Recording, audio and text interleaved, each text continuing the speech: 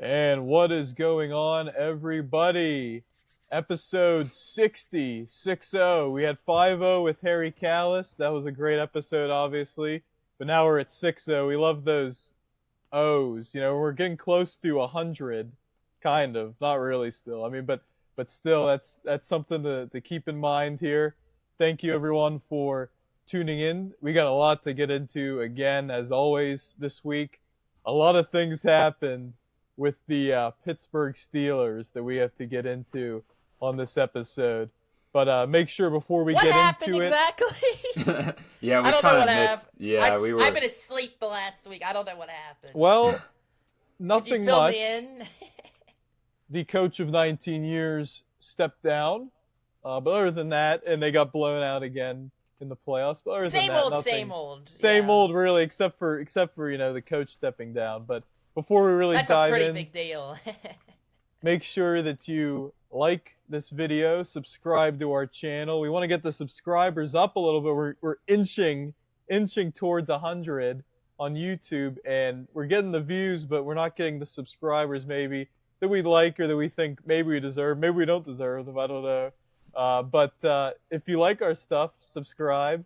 If not, disregard what I'm saying, and you probably aren't even watching. So, with that being said, the Pittsburgh Steelers had a football game on Monday night, and typically Monday night Steeler games at Acrisure Stadium are guaranteed victories just because of Mike Tomlin and his streak and his, I guess, extra preparation for Monday night games. I don't quite know what goes into the streak, but the Steelers have been unbeatable on Monday Night Football under Mike Tomlin. And that streak came to a screeching halt in the fourth quarter of that Houston Texans-Pittsburgh Steelers wildcard game. The Texans end up winning 30-6.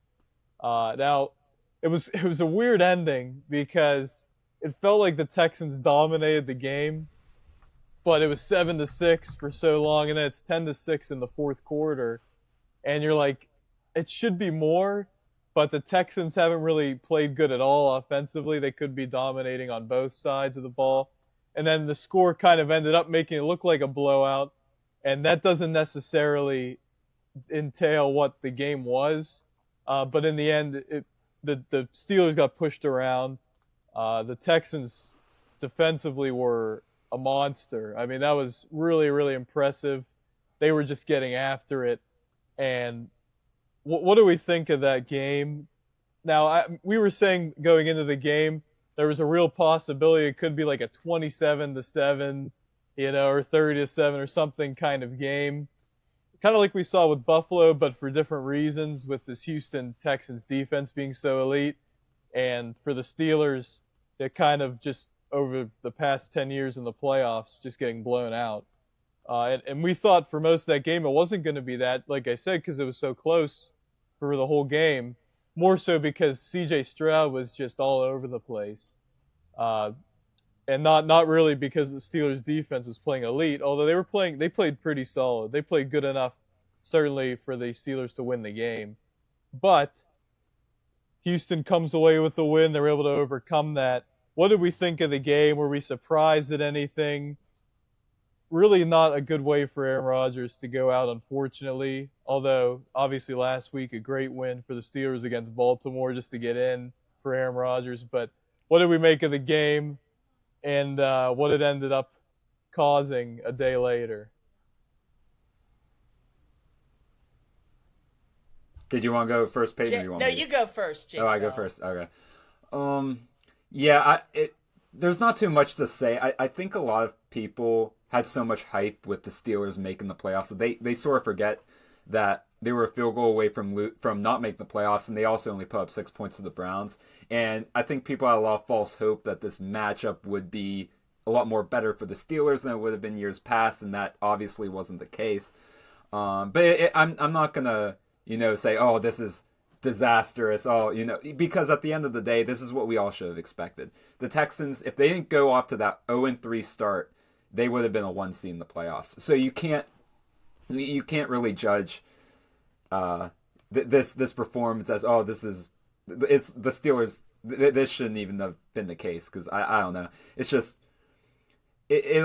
I'm surprised that they kept it close, to be honest, throughout the first half. I mean, the Texans made their second half adjustments, especially on defense, where they looked incredible against the Steelers' offense, and it just seemed like, Steelers, once again, they lacked a playmaker on offense, or they didn't utilize someone, or, and I thought the defense played well, but at the end of the day, this is something we should have expected. I don't have too much more to say. It's going to be an interesting offseason. For sure, whether or not, our next topic would have happened or not, it would have been an interesting offseason nonetheless. So, not much more to say. Just, I don't think we all should have been as surprised that this happened as I think we are. So, I mean, I'll try and keep it brief because we want to get into the Tomlin stuff. But I remember when I was texting with you guys when we thought the Steelers were going to wrap up the division against Cleveland. I said, I'd rather face Buffalo. I'd rather face anybody else but the Texans in the first round. And I'm not saying, like Jake Bell always points out, you have to beat the best teams to move on anyway. But I feared the Texans the most because of their defense, and they struck fear into that Steelers offensive line all night. And Aaron Rodgers took a beating in what is probably his final game, definitely as a Steeler now, and probably the final game of his NFL career. And that's why I think me and Jake Bell both predicted the Texans to go to the Super Bowl last week in our predictions. But, the way this game started, I said last week, among many things, I said the Steelers have to start off well. All the veterans on that roster, Mike Tomlin, they all know whatever it is, they've been outscored 60-0 in the first quarter. They have to start out strong. Put the pressure on Houston. And it seemed that like it was going to go that way. CJ Stroud had multiple fumbles. He had some really nice throws, but a lot of the time he seemed very just shaky and nervous and just not comfortable in the pocket.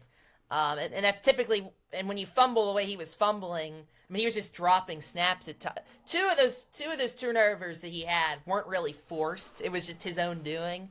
And the other play by Jack Sawyer was really excellent. But, the key thing in the game for me, they go up 3-0. They had a nice drive there. The defense is holding its own. We have the ball around midfield after that first C.J. Stroud turnover, and you're thinking, this is a chance to go up 2 scores early in this game. And you as a Steeler fan, like if you've been watching the games and you know about the Texans, right? Like this Texans defense, there are going to be, and with how the Steelers offense is, with how inconsistent it is, there are going to be opportunities few and far between to score points and score touchdowns. And whatever down it was, second down, Aaron Rodgers throws a bullet to DK Metcalf, an absolute bullet right in his hands. He ran a great route against, I think it was Stingley, who's one of the better corners in the league, and he dropped it.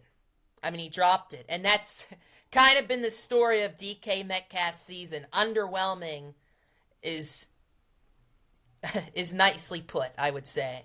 And Aaron, he had this look on his face like, oh my God. And then we eventually punt. And that could have led to a touchdown. And if you go up 10-0, like that changes the game. That changes the game. And I felt like, I was really, for every Steeler playoff game, I'm hyped, right? It's an opportunity to move on and advance. I mean, there's nothing like playoff football. I just absolutely love it, no matter the circumstances. And especially this year with feeling like this was the best chance they had in a while, considering that they were at home. And I had this pit, the pit dropped in my stomach when he dropped that ball. It was kind of like, I just feel like that was the opportunity and we blew it. And now, of course, we stayed in the game. I mean, we played pretty good defense, especially against the pass, for a lot of that game.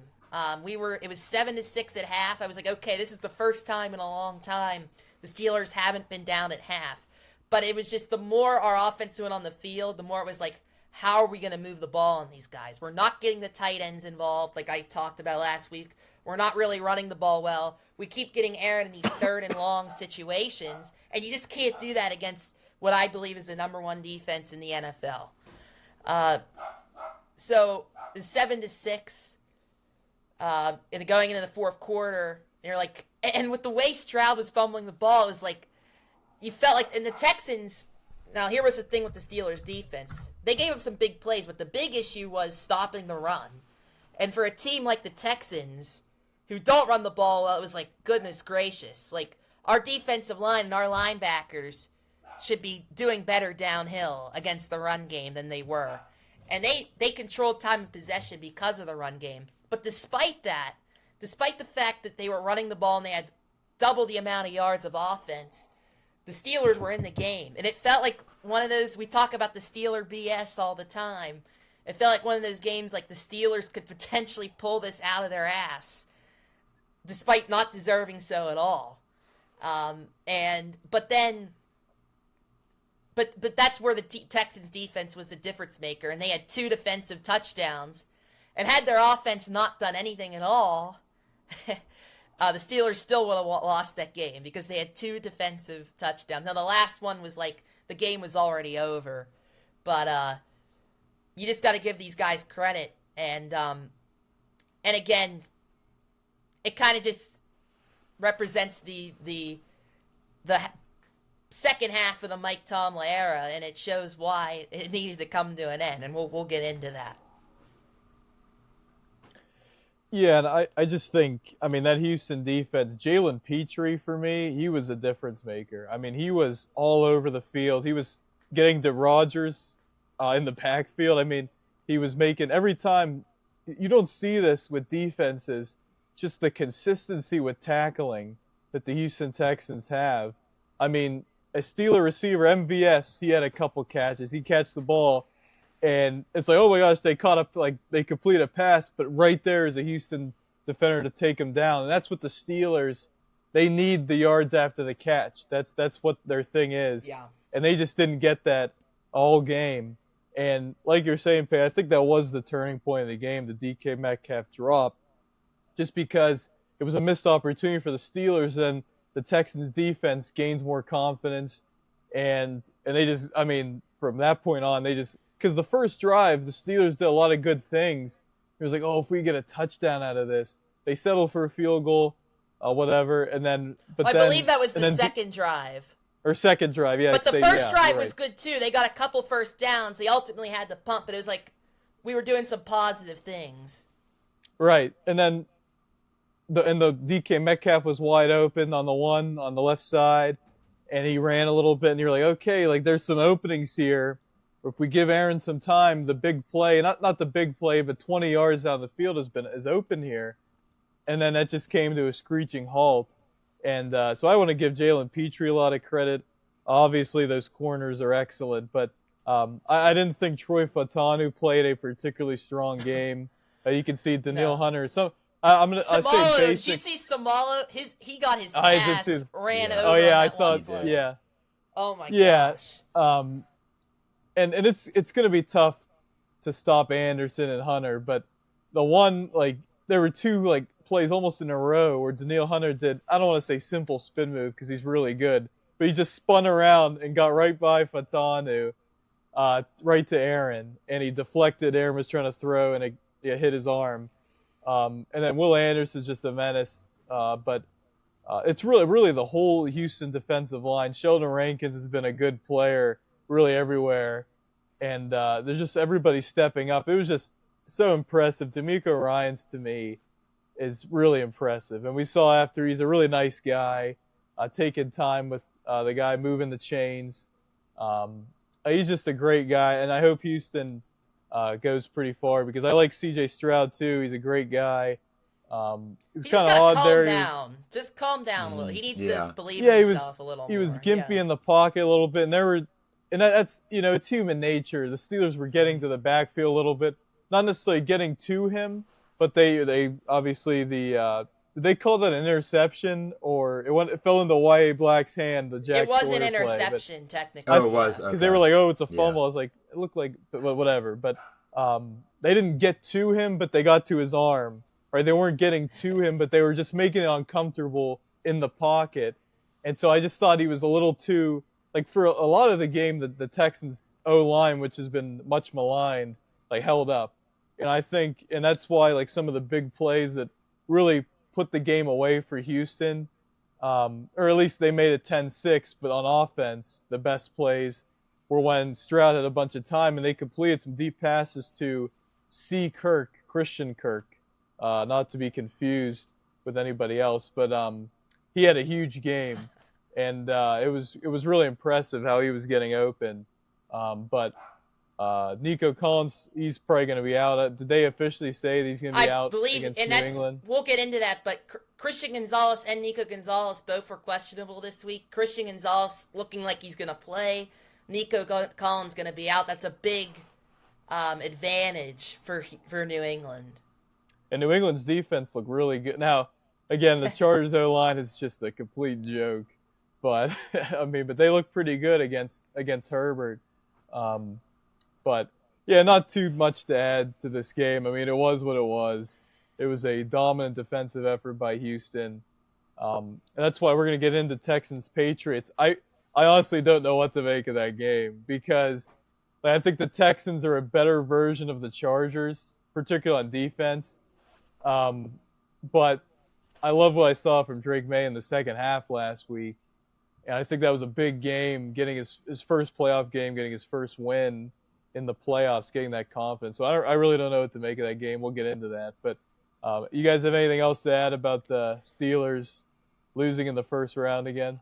I'll just say this. The Texans, I said it's going to come down to the line of scrimmage because we know the Steelers' offense. We knew both offensive lines would struggle to an extent.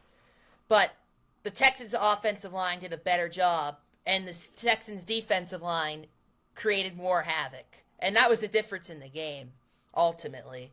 And when you look at this matchup against New England, I mean, I don't think New England's defensive line is much better than what the Steelers have. So I think that's an encouraging thing for Houston. You have to have a really good offensive line and defensive line, or else you won't win games. Even if you're really good at one side of that, if you don't have the other side, it's going to be hard to win. We're seeing that more and more at the college level. Who are the two teams in the national championship? It's not the Ohio State who have the best perimeter weapons and the best quarterback. It's the teams that are most physical. I'm obviously not saying Sayin is better than Mendoza. I'm talking about Carson Beck, of course, but it's about physicality in the trenches and running the ball. It's so interesting how football evolves. Yes, it's a passing league now. It's about what you do on the perimeter and the route trees and all that. But at the same time, it always comes back to the basics. The stuff that meant the most in the 70s and the 80s, and that's the trenches and you don't even have to run the ball up. But if you can run the ball really well, you're going to control the game in the time of possession. Yeah, and even now, so more than ever, just like it's so hard for the secondaries. The receivers are better than ever. You see a guy like Puka Nacua, like how do you stop him? Like it's just yeah. But that's why but if you can get pressure, right, or if you can hold up, if you're an O-line, then that will be a big deciding factor. And we're gonna get to Indiana, we're gonna get to Miami a little bit later as well. That's gonna be a fun national championship game as well. But want to get to the big news that followed a lot less than 24 hours later. Mike Tomlin announced that he is stepping down as Steelers head coach and looks to take some time away and reflect and spend time with his family, whatever. And so that opens up a unique situation for the Steelers, only their fourth head coaching search in over 50 years. And a very, I think, important coaching search, and much more so, I would argue, than when Tomlin replaced Bill Cowher, because those rosters were still elite. when Tomlin took over. And that's not taking anything from him, but it's just what it was. This is a roster that is old for the most part. Cam Hayward is, he just got a contract kind of, but he's old. He was a big Tomlin guy, obviously. Aaron Rodgers, I would be stunned, honestly, if he comes back next season. And I don't know if him coming back would even be the best for the Steelers with the new head coach. I don't think it would be. But obviously, you look at T.J. Watt, and I think that's the big one right now because we were saying we reacted live when the Steelers paid him. We could see where things were going a little bit. Maybe not that Tomlin was going to leave at the end of this season, but there was going to be change at some point. You can't just do this year after year after year. There was going to need to be change, and that change happened. And T.J. Watt is under contract now and getting up there in age and just didn't produce this season or last season like the money he was paid. And so you have a lot of young guys, I think, that are promising. Obviously, Derek Harmon and Keanu Benton on the D-line. I think Keanu Benton took a big step this season. You talk about Joey Porter. He took a huge step in the second half of this season. Was really a lockdown corner for the Steelers. And even a Jack Sawyer, who wasn't expected much of, obviously had the big play against Houston. Like, there's some young players. You talk about the offense. Freiermuth's under contract for a while. There's Darnell Washington. There's some guys to build around. They're still young. But it's an aging roster. You have a lot of picks in the draft in Pittsburgh coming up here. And this new coach, it's going to be interesting. What are your guys' thoughts on Tomlin being fired? Obviously, the national media, not shockingly at all, came to his complete defense. Tomlin praised him, which is fine, but also had to go as far as to ridicule Yinzers, who were happy that the Steelers are going into a different direction, when they have shown year after year they have no idea what's going on with the Steelers. But what are your guys' thoughts on Tomlin stepping away?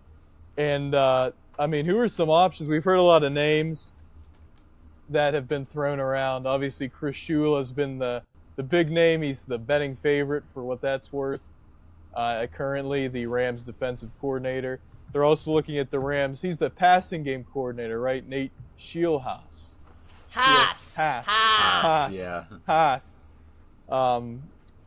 But there's some other guys. Anthony Weaver, right? The Dolphins DC. They're bringing in Brian Flores. There's a lot of different names being thrown out there. What are you guys' thoughts on Tomlin stepping away? And if you have any preferences as to, it's early still. It's really hard in coaching search, especially with the Steelers, because they always want to go young, or they say they do, and it's like there's not too much of a track record for the guys maybe they're targeting. But who do you guys think maybe could be some candidates or candidate that you would keep your eye on?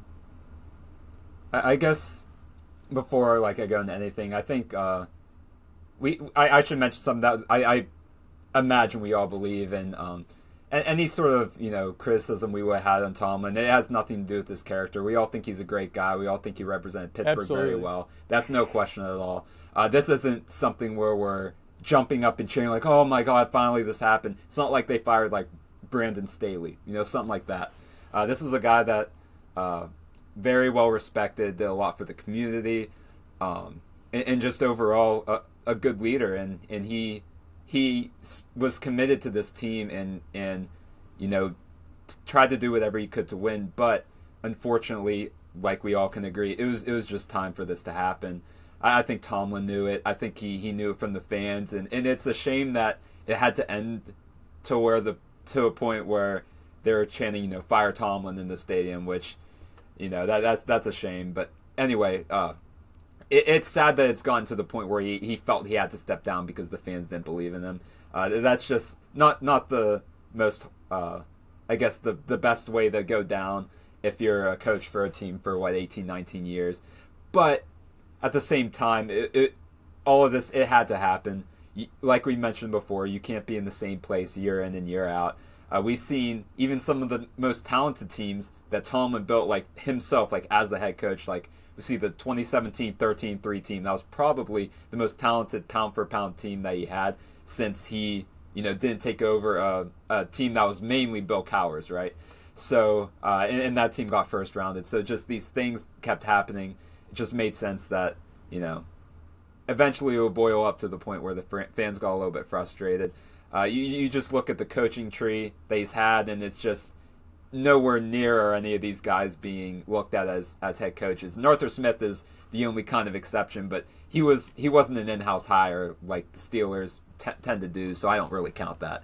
But yeah, it's a shame this is how it ended, but it was necessary. The Steelers have to make a change. If they don't, then it's just going to be the same thing. And as for candidates that I'd want the Steelers to go, there's two guys that I really want. The first one being Brian Flores. I think he would make sense for the Steelers, given that they want, a hard-nosed football team. They like the defensive minds for their head coaches. And I think Brian Flores would fit that mold. He's a no-nonsense guy. I trust him to not only dominate his side of the ball, which he's proven every single team he's been on that he can do so. But I have a feeling that he can get with the times in terms of hiring a good offensive coordinator. I would love that. He wouldn't deal with any nonsense. I think that would be a great addition. But one I've been really warming up to. And initially I was like, maybe. But now I'm like, I would love it if he's the head coach. And I know for a fact that they have not at least asked to interview him, assuming because it's a former coach from a division rival. But I'd love Kevin Stefanski. I mean, 2-time coach of the year. He's really reached the peak of what the Browns could be. I'm not going to fault him for the offense the past couple years, because I don't really think he had control over the quarterback. I think Dylan Gabriel was the only one that he actually wanted. But and I include Deshaun Watson in that mix too. So like Dylan Gabriel is probably the only quarterback that they brought in that he actually wanted. And I thought he did well whenever Baker Mayfield was there. And I know they had that weird season in 2021 where Mayfield was hurt. They didn't do too well and stuff like that. But Stefanski's proven that he could be a really good coach. And it's not just the offense where we know that he can excel with the players that he wants with good pieces. But we've seen Brown's defenses be very, very good. And I trust that he could hire a defensive coordinator that can control their side of the ball very well. So I would love Kevin Stefanski. I would love them to get a coach that was previously on a team. I don't mind getting one of the younger up-and-coming coaches. I guess that would be fine, but I don't know. I like Flores and Stefanski's track record a lot. They're very interesting to me, and I think that would be the best route. So. Oh, man. I mean, where do we begin? I mean, first of all, I was shocked that this happened. I was shocked. And as someone who's been on the it's time to move on from Tomlin train for a while now. I mean, not as long as probably you guys, but like it's been building up now. It's just like when it's like every year it's the same exact thing over and over and over again, and you lose that game against the Texans, and I'm thinking to myself, Tomlin's coming back next year because he has at least one more year on his contract, and it's like we know they're not gonna change much of their roster. Probably they're gonna try and run it back, and it's just like nothing's gonna change. Like there's no hope for the future, and I kind of felt a sense of relief as a fan that when this news was announced. But I agree with Jake Bell. Like there are some people who are taking it too far. I read online that are celebrating this.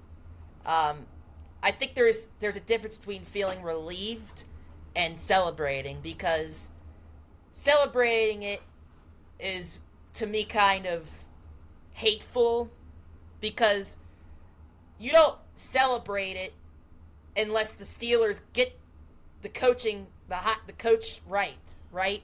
Because they may screw up the coaching, whoever the new coach is and the coaching staff. I'm not going to go back and say, well, they should have kept Tomlin. But what that means is, let's not celebrate. Let's celebrate when we get the right hire. Let's not celebrate on someone, resigning after committing their whole life a good portion of their life to something. Especially for someone that didn't make this team bad. It's not like he took this team to the ground and it was like, okay, thank goodness. Like, yeah, and I feel like I've had some issues with Tomlin. As far as I feel like he had become a bit arrogant over the years at times. Just the ability to adapt, the inability to adapt, and this idea that like it was like his way of winning was the only way. But I think now, after everything we've heard, I think it was more ignorance than arrogance, and I mean that in a positive way. Like, I think he genuinely thought like the way he was doing things was gonna work, and I have to give him credit for realizing. Number one is for realizing that, hey, like, I need to take a step back. I need to reevaluate what I've done as a coach. I think he's taking that step, and I think he's done a lot of great things. We're not denying that, but at some point you have to adapt, and we never saw that adaptation as with him as coach in the last decade. And I give him credit for saying, hey, it's time for me to step down and for the organization to go in a different direction, because we all know that wouldn't have happened by force. And some people are saying, well, he was forced to say it. I don't believe it for 1 second. I feel like we kind of get what Art Rooney is about, and I don't think he was lying to our face in the press conference. Like, he was genuinely surprised that Tomlin, he thought it was coming eventually. I think we all thought it was coming eventually, but the fact that it came now with a year left on his contract was super surprising. And I think, I think people are saying he's going to go into TV. I don't think he is. I think he's actually going to take a year off and, like, watch film, talk to people around the league, and come back in a couple years and come in with a fresh, maybe not like, he's not going to change everything he does, but just have some fresh ideas from what he's done in the last decade with the Steelers as far as innovation offensively and hiring the right people around him. That was the biggest issue. As long as, the Steelers' last 10 first-round draft picks, most of them have not worked out, right? So, Tomlin, from what we've heard, Tomlin is truly a football junkie. He has the personality to be on TV, but, like, he's not a showman in the end. He wants to coach football. And maybe he will just retire. He has enough money where he can just retire, but no one just passes on $20 million. If he doesn't take a TV job, no one passes on $20 million without really thinking about it. Like, he had to have the dignity to say, hey, I need to take a step back. So he's earned, I always respected Tomlin in a way, but I feel like he's earned more of my respect for that. We'll see what happens. We'll see what else comes out. But this meeting, the information coming out about this end of the season meeting and him telling the players that it was time for him to step down was really something. The reactions from guys like Joey Porter and T.J. Watt really showed what he meant to the locker room. And people can talk about why he meant so much. Was it because he was too much of a player's coach? I don't know. I'm not going to make assumptions on why, on why he's so beloved. Is it for the right reasons? I don't know. But that has to mean something positive, I feel like. But it's time. It's time. And I really do have hope and optimism for the future now, because we don't know what's going to happen. We really don't. And that's exciting. Like, if the Steelers go 5-12 next year, we've been saying that for a while now. If they have a bad year, we're okay with that. We'd like to have that for that. It's hard to get the part of not nailing these first round picks. for however many years is because you're picking at the bottom, near the bottom, the second half of the draft, right, in each round. So it's hard to develop talent that way. You need a top 10, top 12 pick every once in a while. And as far as the Steelers roster goes, yes, it's not, there's a lot of holes. There's a lot of holes. But it is not a roster where I feel like the Steelers need to completely rebuild. They need to retool. And I could make the argument that a complete rebuild is necessary. I'm not saying that, I'm not denying that. But there's a way you could go about this where you can retool, get younger, trade off some veteran pieces, not all the veteran pieces, and get this thing rolling. But that takes the right coach and the right coaching staff to get that done. I kind of went on a real long Tomlin tangent there. I want to hear your guys' thoughts more on the coaching hires. We can get more into that or the interview candidates.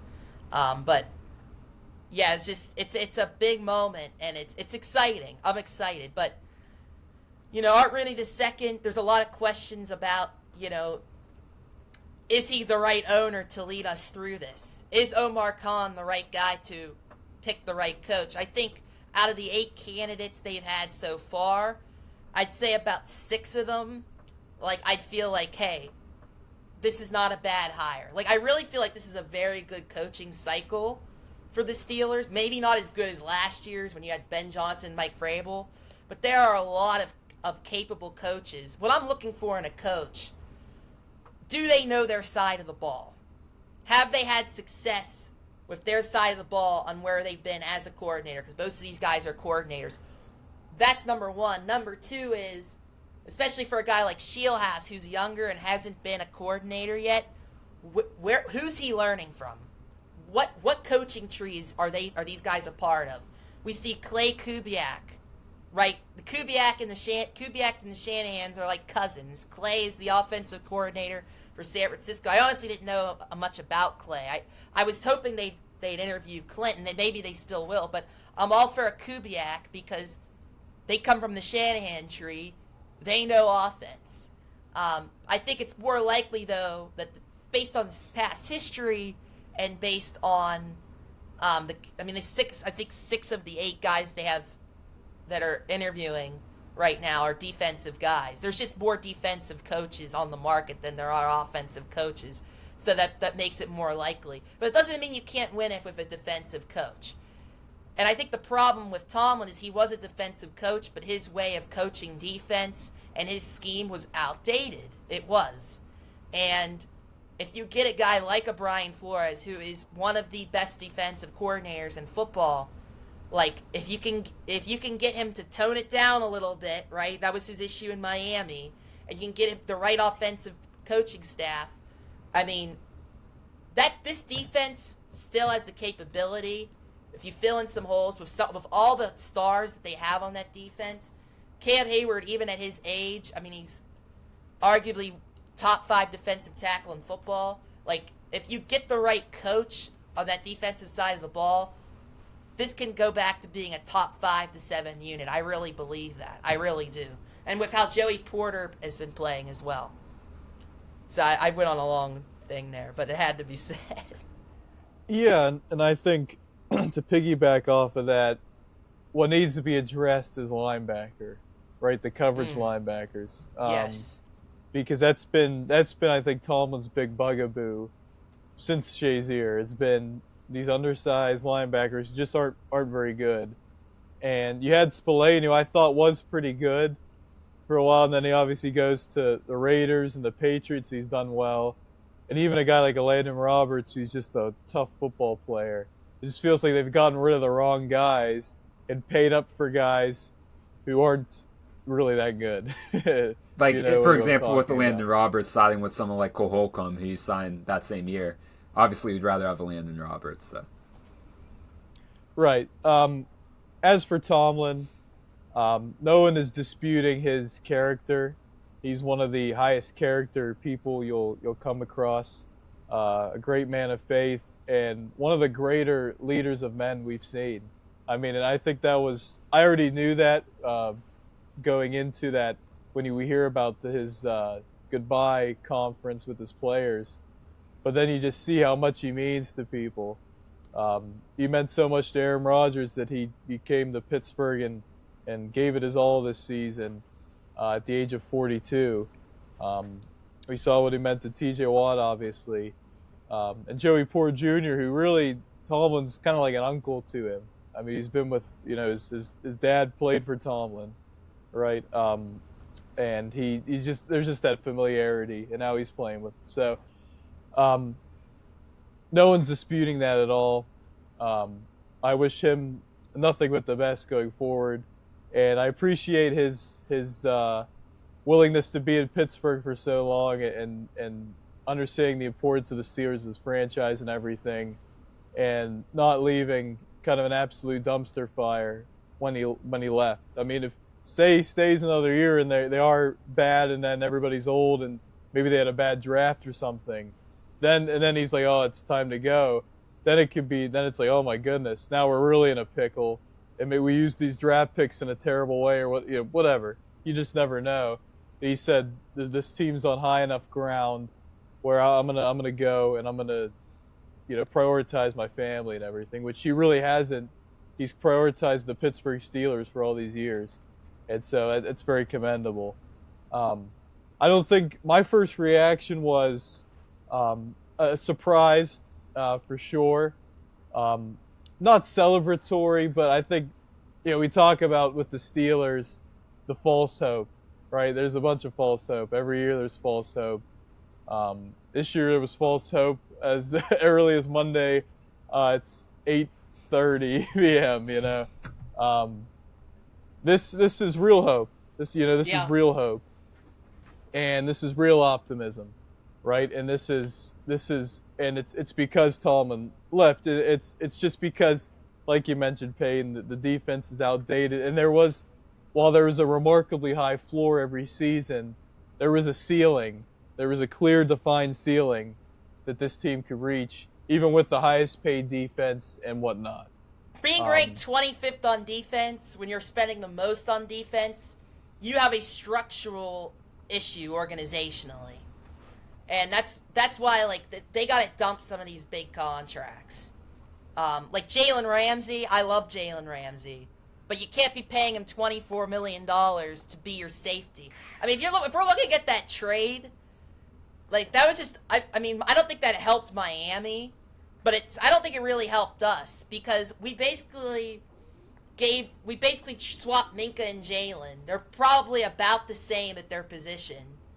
Jalen maybe a little better as a safety now. I don't know.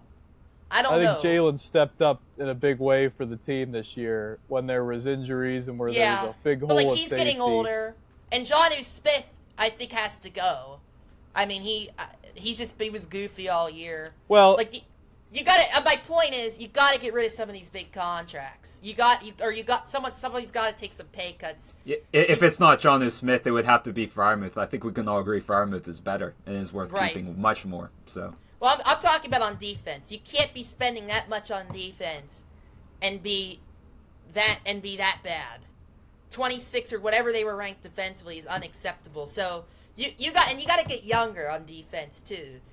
Look at the Rams defense these last couple of years. Lately they've been bad. Seattle, they're young. They don't have all these big names necessarily, but they're young and they're fundamentally sound. You look at Houston too. Like Stingley was a draft pick a few years ago. You look at Petrie in the back end, those linebackers. Will Anderson's been in the league only a few years. Like it's a younger. I think it's the mix of young and not even old, but like veteran that a defense really needs. And the difference between the Texans and the Steelers defensively is the Texans, even if they don't get the pass rush, they could be sound in the secondary and get a pass breakup or something. With the Steelers, that's just not the case.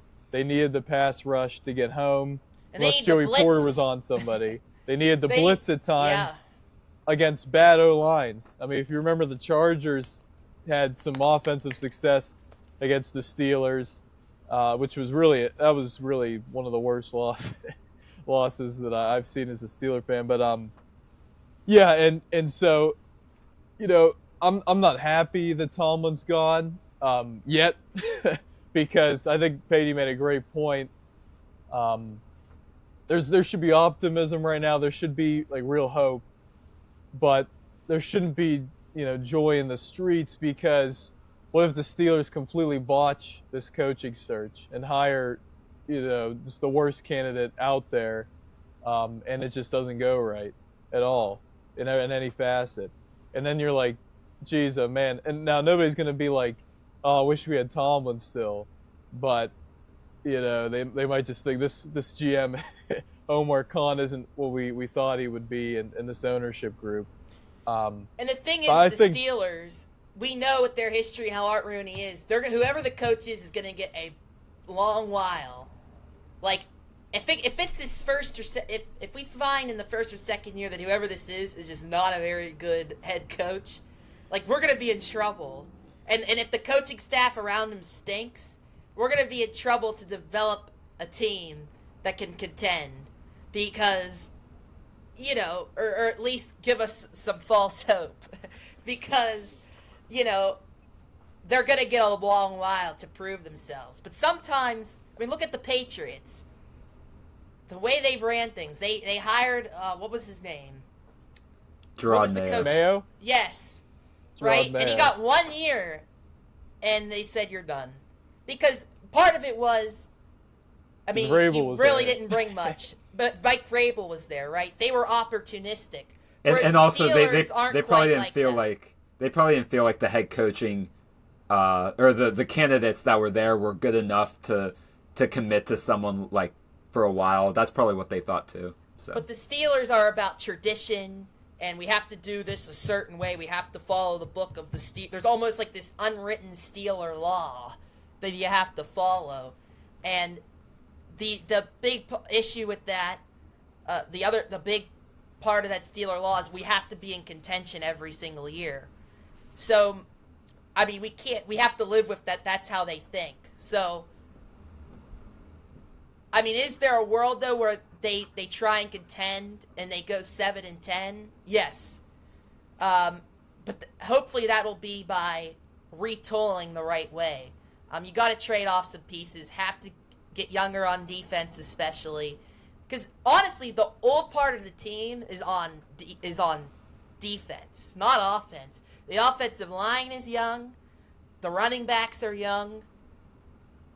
Well, we need the whole receiving room needs cleaned out, and I mean that's a train wreck That'll right take care now. of itself. But a lot of the key pieces on offense are young, and you think quarterback, they're gonna go young somewhere this year. I don't know where that's gonna be. It's gonna be tough. I mean, there's not a lot to pick and choose from this year as far as quarterbacks in the draft and in free agency. So they have to be creative in that department. But they have to be willing to get younger and to retool. And I understand they want to contend. They want to try and have a winning team every year. There's a way. The Rams tried to win every year, but they still got younger on defense. They still tried to compete with McVay and Stafford, but they did end up having a bad year. That just happened. So hopefully they find that balance between retooling and saying, hey, we got to keep everybody every year. We have to win at least 9 games and 10 games. Like, we don't need to keep the Mike Tomlin non-losing season thing in our heads. Mike Tomlin's not here anymore. We don't need to worry about that. Leave that in the past with Tomlin. Yeah, and I think it's going to be a big part is the GM, and Omar Khan's going to have to step up, because what did we see with the Rams? They were good for a while. Maybe they had a couple down seasons by their standard, but they always draft well. And the best organizations can win continually and not just be first-round exits by every year just hammering their draft picks. And I think that's a big onus, and that's a big pressure, I think, that needs to be applied to Omar Khan, who I think has been, in my opinion, overrated by people that say he's one of the, I've seen it's one of the best at times, and early on at least. Nobody's saying that now, because really nothing that he's done has been noteworthy to help this team. But it was certainly a tandem. I don't want to put all of the Steelers' mediocrity on Tomlin.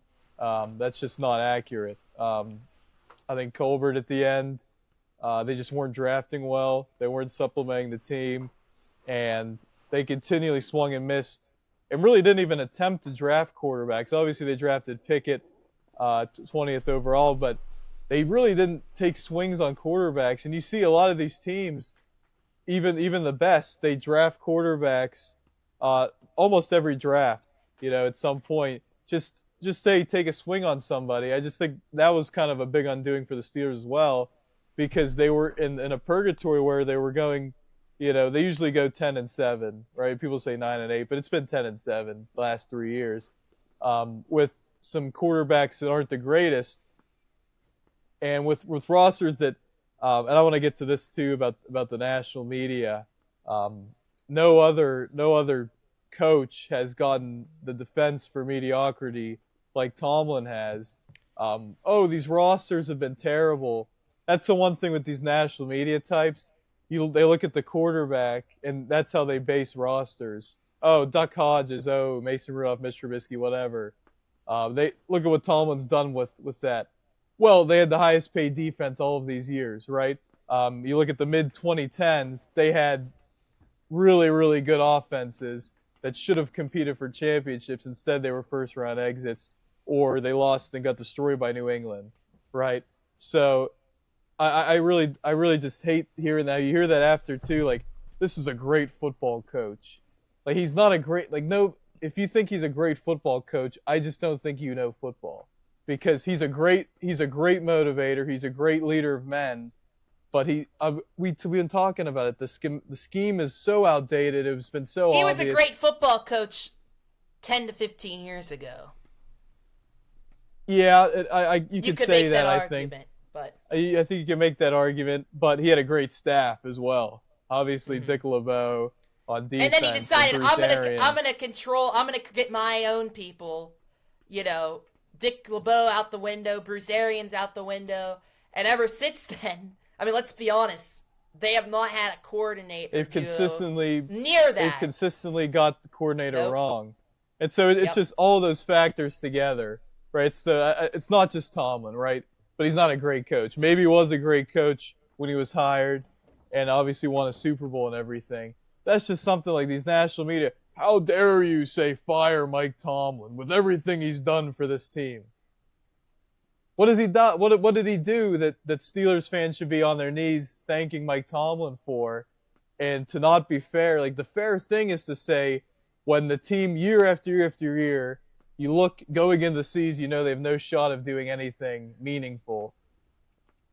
People say fire Tomlin. I would have been in that crowd. I would have been saying fire Tomlin. I would have been saying it years ago too in the crowd. But like, for people to criticize those people for wanting the Steelers to actually live up to the standard of competing for and winning Super Bowls, it's really a joke to me. These national media. How dare you? How dare you criticize your head coach? The Philly fans, now, I don't even want to make this comparison because Sirianni's a joke. But Philadelphia's been they winning get booed Super every Bowls. week at home. Right.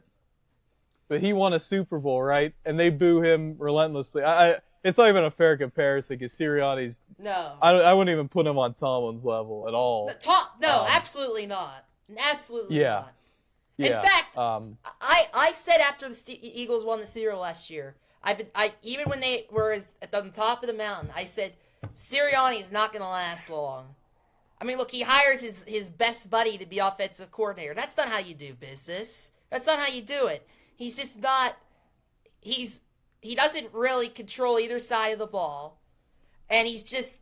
I don't know how long he's going to get the respect for the locker room, to be honest with you. And I said in a couple of years he'll be out of here. And it wouldn't shock me if Mike Tomlin, with that roster... One day, it would not shock me if the Eagles hired Mike Tomlin, or if he was in consideration for that job, if he were to continue coaching. The Steelers could get compensation. It would make too. sense. Well, that's the thing we've seen here. These kind of rah-rah guys. Now, Tomlin's the best of the best, at motivating and the best kind of But leader. a lot of them are total clowns, like Sirianni. But with all due respect. yeah, but we see these kind of coaches that aren't schematics guys. They need these excellent coordinators paired with them for your team to be Super Bowl caliber. And we've seen that the Eagles, they have a great GM, Howie Roseman, and then just putting together a staff. Obviously Kellen Moore last season, and Vic Fangio, obviously. Sirianni needed that, and I think it's fair to say, to win the Super Bowl. We've seen what happened this year. They're a total joke on offense with some of the most talented players in the National Football League. And so, that'll be key, though, for the Steelers if they hire a defensive guy. Not saying it's a motivator, rah-rah kind of guy, but more so for the offensive side of the ball. Getting an offensive coordinator who's innovative and who is with the program in 2026 in the National Football League. So I think some of the guys being mentioned, honestly, like I'm all for. My first thought was Stefanski. I said that in our group chat when the news first hit. That was just my initial thought. I saw the Baltimore owner. He said, we're not hiring anybody at a losing record. Stefanski's different, okay? Because and I think the Steelers, now Baltimore's owner, he's a fun guy. I love Baltimore's owner. He says what he feels, and I think he knows what he's doing genuinely. But I think in that instance, I think that's a misinterpretation of Kevin Stefanski. But I also think privately the Steelers feel that way too. Oh, we're not going to hire the Browns coach. They would have interviewed him by now. If he wasn't with the Browns, if he was with any other team, they would have interviewed him. And I don't think they are going to. I don't think they are. I agree. I agree, and it's a shame because he would be perfect. I mean, people looking like, oh, it was the Browns head coach got fired. What about Bill Belichick? Like, we have to be real about the situation. Like, and look, Kevin Stefanski had success with one of the worst organizations in sports that hadn't won anything since they came back to Cleveland. Not a thing.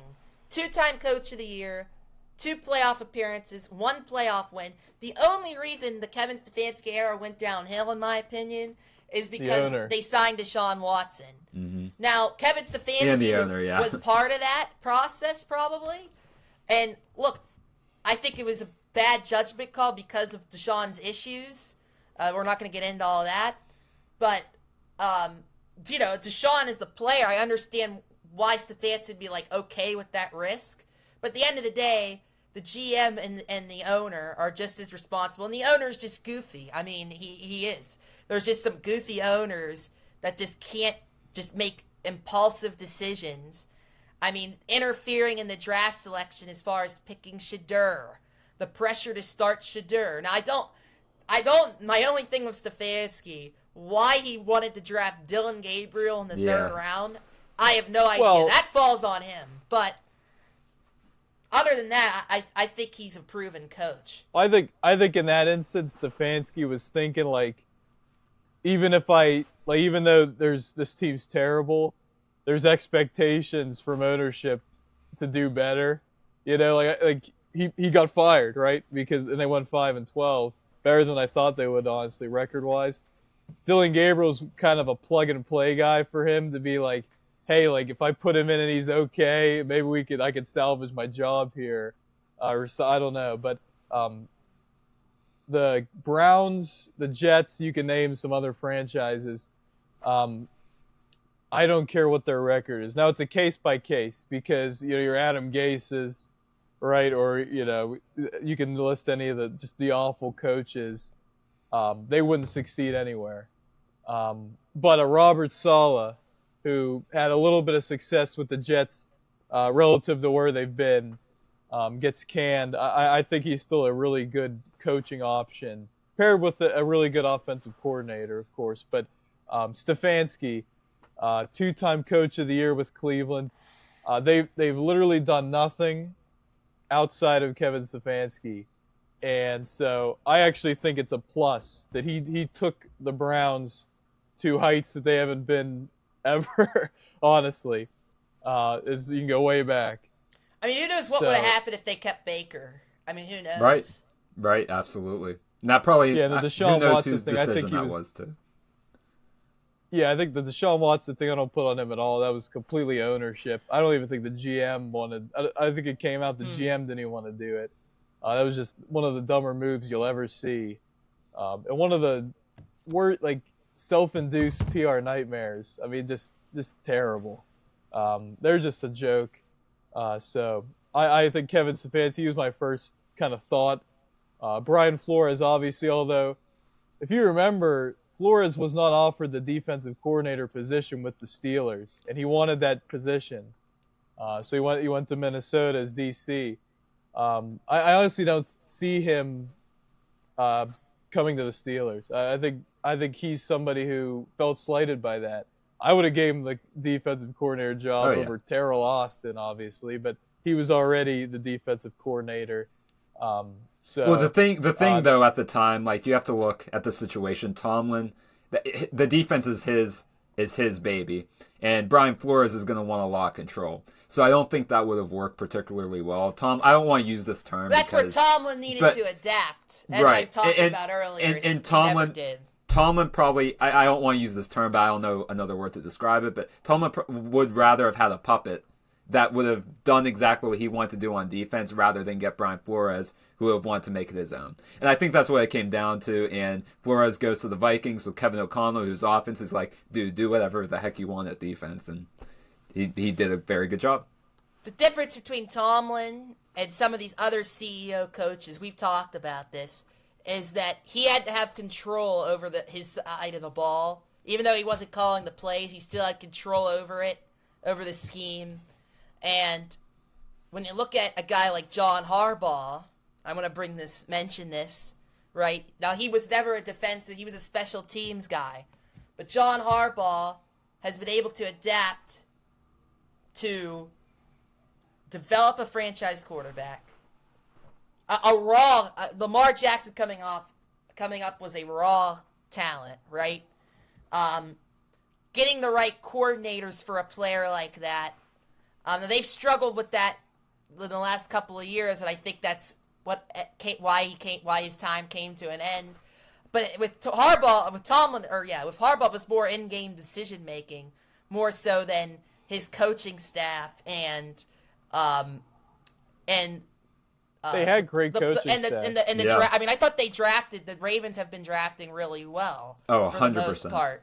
Yeah. So, unlike the Steelers. So, I think that's a great hire for the Giants. I do wish they would have maybe gotten an offensive guy because Jackson Dart he's another raw guy. But the fact that he was able to develop Lamar Jackson gives me the confidence that he'll be able to put the right coaching staff in place. And I think, for a guy that's been there for 18, 19 years like Tomlin, you get a new, fresh start, all positive energy, all that noise from the past is gone. It's a great thing for the Giants. And New York football, outside of Buffalo, needs some positivity. So I just wanted to mention that briefly. And, yeah. And I as far as Tomlin goes, I forget what I was going to say. I was going to say something about Tomlin. I don't remember. It'll come back. I've said enough about him. Well, I kind of want to mention something. I don't know, Yeah. like this would be interesting to me. Like, say Brian Flores does want to be the head coach of the Steelers. Steelers offer him the head coaching position. I think that, like, I know this is, like, I don't know if it's going off topic or not, but I think that he would hire someone like Brian Dable as the OC. Someone who's also no nonsense but knows their side of the ball. I don't, like, people were like, dude. People were like, oh, that would be the most fiery coaching. It would. Coaching duo ever. I think it would make sense because Brian Flores is not going to want to hire someone that's goofy. Like, he's not going to hire Mike McDaniel. He's going to be too goofy. Brian Flores probably isn't going to like that. So, I mean, if you're the Giants, like I was opposed to them firing Brian Dable, but the fact they got John Harbaugh, it's like that's an upgrade. But like, yeah. I would give Brian Dable I'm surprised no team has given him an interview. I mean, he was a coach of the year. He came in with the Giants, turned Daniel Jones into something. I mean, that team was awful, and they won a playoff game, right? And I think their GM. I blame most of their issues on their GM. I think he's a joke. From watching that off-season Hard Knocks, he's a joke. I don't know how he still has a job. I don't know if John Harbaugh is going to want to put up with this Joe Shane guy for long. I They don't should know have if that's, fired him, bro. I don't know why he's. Yeah, I Yeah, he's mean, a the fact. goofball. What happened? I mean, Dable got the most he could out of Daniel Jones, and then everyone adjusted to him. That's why they needed to keep Saquon and give that money to give the money they gave Daniel Jones to Saquon. They wouldn't pay him $40 million a year, but giving Daniel Jones that contract. Now they have Cam Scattaboo now it's a different era per se for the Giants based on they've hit on some draft picks, which I think has saved Joe Shane's job. But I think the issue for Dayball was kind of what the issue for Flores was. They were a little too intense. I think they both kind of lost the locker room. So that's why I kind of disagree. Like, that might be a little too much. Oh, I'm not saying that's what I would do. I'm both. just saying that's what I think that's more likely the case that Flores would go if he were hired to the Steelers rather than a Mike McDaniel who's too goofy. I don't know who the other offensive guys Mike might be too McDaniel, goofy, yeah, but I just would don't. love I just for him think to it He would, might get a head yeah. coaching job, Mike McDaniel. He might. He might. I mean, he's got a lot of interviews see. lined up here. So for offensive coordinator and head coaching jobs, I mean, I feel like Brian Flores because the Steelers need that disciplinarian coach. I feel like that's why I would love to have Brian Flores. To have a Belichickian type of coach would be needed because I feel like, especially some people were saying of how everyone was so emotional with Tomlin. Like, I feel like it's a little too lovey-dovey in that locker room, maybe. Not that that's all a bad thing, but we need some toughness. We need some, hey, we're here to do a job. We're here to conduct business.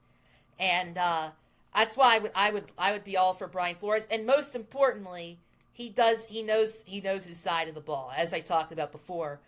And I know the concern with hiring defensive coaches is, will they get the offensive side of the ball right? That was the nightmare with Tomlin for a long time. But if you look at these guys they're hiring, Brian Flores, who's he work for? Kevin O'Connell, right? He's seen how he operates in offense. Now, Brian Flores being from the Belichick tree, though, is concerning in a way. Like, the Belichick tree is not a very good tree. But Chris Scholla, McVay, right? Robert Saleh, they gave Clay Kubiak an interview. I'm surprised they haven't given Saleh an interview yet. I would hope that they make that happen. But Robert Saleh, Kyle Shanahan, right? He's coached with him twice. Now, Robert Saleh hired Nathaniel Hackett, but that was more of an Aaron Rodgers thing than it was a Robert Saleh thing. Who else am I forgetting about here? But if these defensive coaches, Jesse Minter, now Jim Harbaugh isn't really an offensive schematics guy, but Jim Harbaugh knows how to build an offense, I would say, and to build a team. Like, he's had that experience with him at Michigan and with the Chargers. So these defensive guys, you have to when you're interviewing these guys, you got to talk to them and say, hey, what do you view as good offensive football? Who do you look up to? Who do you admire? And if Brian Flores talks about Kevin O'Connell, if Jesse Minter talks about Jim Harbaugh, if Robert Saleh talks about Kyle Shanahan, then that means that they're in the right direction. Even this Carolina defensive coordinator, I know nothing about this guy, but Dave Canales, I mean, look what he's done in Carolina.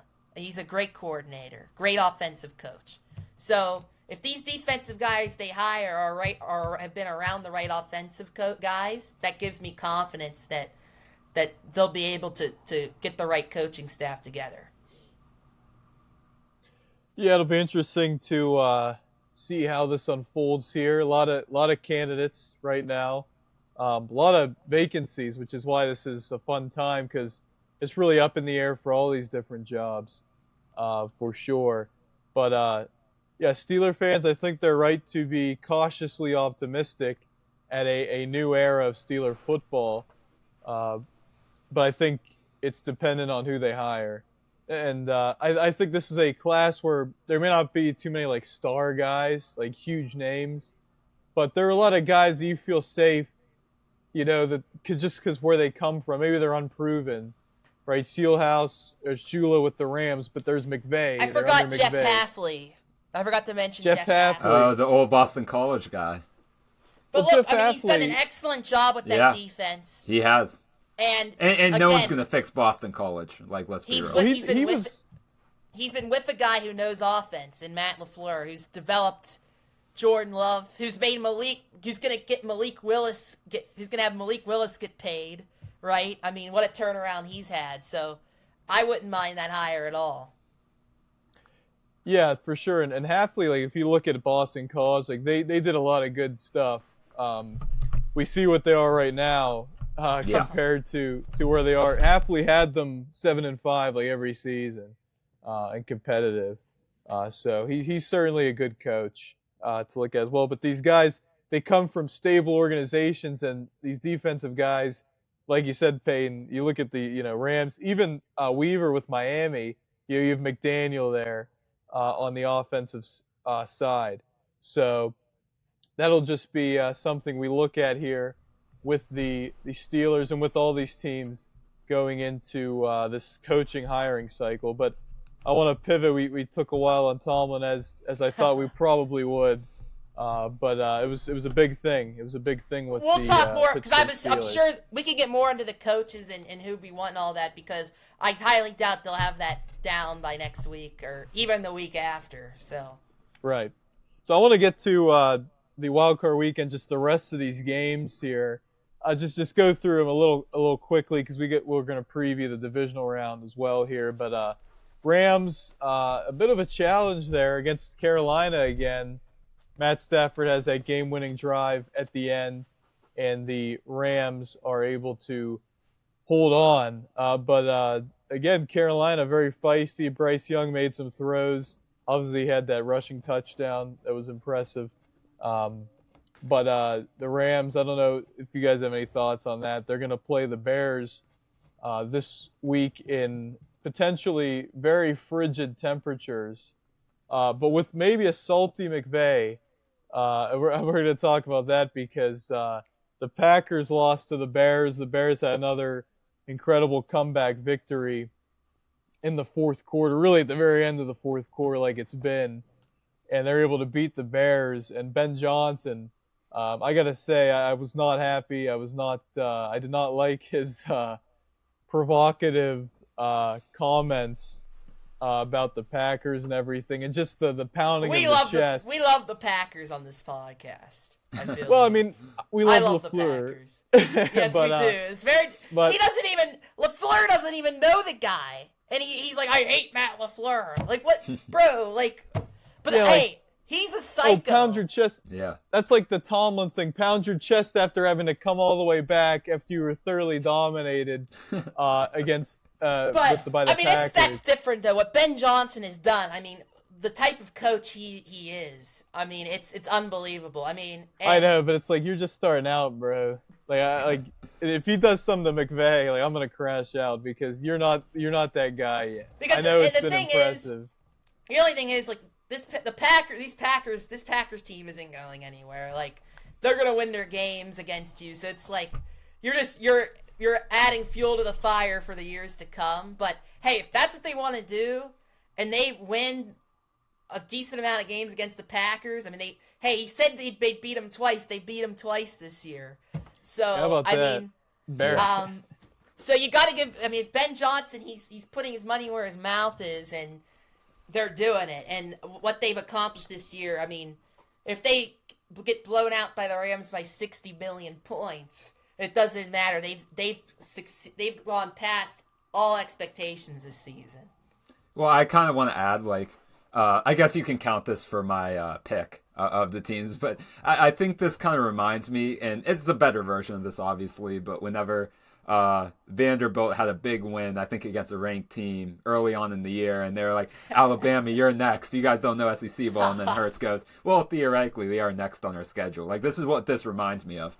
Obviously, the Bears are going to be more competitive, but I think the Rams are just going to like scoff at this and be like, "Guys, we're good." I know the weather could have a factor, but Stafford's played in Detroit. I don't think he's just going to be awful in the cold weather. I think the Rams come out and win. Yeah, he The played Bears in have been Chicago great. a lot. Yeah, that too. And Bears, obviously, they've done an incredible job this year. Ben Johnson completely turned this franchise around, not just the team this year around, but this franchise around. And you can't do any better than what Johnson did this year. But the Rams, I think, are going to win this game. They're way too experienced, and I don't know. This is a game they'll win, I think. Well, but we got to give credit. I've talked about Ben Johnson. We're giving him a lot of credit, but that game specifically, and a lot of the games they've come back in, have been because of the playmaking ability of Caleb Williams. And I mean, he's becoming a superstar in front of our eyes, whether we want to admit it or not. That 4th and 8 throw was just unbelievable. I thought I was like, because I had the Packers. I was feeling great about the Packers. Jake Bell was watching the game with me, actually, at the time. And that was a great time, yeah. It was a great time. Great. I mean, it was a great football game. Oh, yes. we were at the casino, and actually it was funny. We were in the sports book room, and there was the big TVs where the game was on. And there was this group of guys who were rooting. I think they had money on the Bears. And they're looking at the smaller TVs, like, all the way over here. And those TVs were like 10 seconds ahead. So they kept reacting. We were so annoyed. They kept reacting to what was happening. It was like, guys, we want to just watch what's happening on the big screen. We don't want to have and to not only that, but heads. they tried to put everyone's attention. They're like, guys, look, this just happened. It's like, we can't see that. Don't do this to us. But back to my point. Caleb Williams, I mean, he's a little erratic. I said that weird. He's a little erratic. Not erratic. I don't know. I accidentally added a T in there. But he's a little erratic, a little inaccurate, a little wild. Gonna throw some picks, but when it matters most, I mean, that's why he's the Iceman. And, like, he can just make these plays. I mean, people compare him to Patrick Mahomes coming out for a reason because he's just a magician out there. And I thought Matt LaFleur, honestly, in the first half, especially, I mean, throughout most of the game, Matt LaFleur outcoached Ben Johnson. I think Matt LaFleur got a little too conservative in the second half, and that allowed Caleb to come back. And they were running the ball. They were getting under center and running the ball in the first half, the Packers, and they went away from that for some reason. And, the Iceman, you just can't deny it at this point. This guy, he's proving it took him a minute, but I think he can only get better because the more he settles down and gets that completion percentage up, the better he's going to be as an all-around player. So I think that's going to come next season. I mean, you look at year 2 under Ben Johnson, I think that's been his one thing this year is he's not hitting, the dink and dunks, the easy checkdowns as much as you like. And but yeah, that 4th down, you're not going to see a better play. I mean, going to his left, throwing with his right, obviously. I couldn't believe it. I was like, oh my gosh. Was not gosh. even in the picture for a while. There were 4 Packers defenders in the vicinity. He just lofts it in there. But it was just weird because, the Bears, you're down 18.5, and they had some punts. Like, they punted a couple times, in the 3rd quarter. They had to settle for field goals. Like, it was just like, I guess it's just not going to happen. Even though the Packers were kind of being conservative with it, it just felt like, they really got to start going. They get the field goal, and then in the 4th quarter, they really took it to Packers. And even though the Packers got the touchdown, nice play from Matthew Golden, who Packers fans are hoping would show a little more this year in his rookie year, but that was a big play. You're thinking, it's just not going to happen. But then that 4th down happens. When that 4th down, when they got that, I was like, the Bears are winning this game. Because you can't complete that 4th. If they don't get that 4th down, they're done. Right? 2-score game and everything. But they get it, and they win the game. But I think the storylines for Rams Bears, obviously, kind of what I was hinting at is McVay and LaFleur are very good friends, and Peter Schrager was on. I can't remember what he was on, but he was saying McVay, he did not take lightly or kindly to the disrespect of LaFleur. I think Mike LaFleur's, Really? yeah, Mike LaFleur, close, obviously his brother, not like so. The Rams are not we're not because that was I mean Ben Johnson was trying to get LaFleur fired.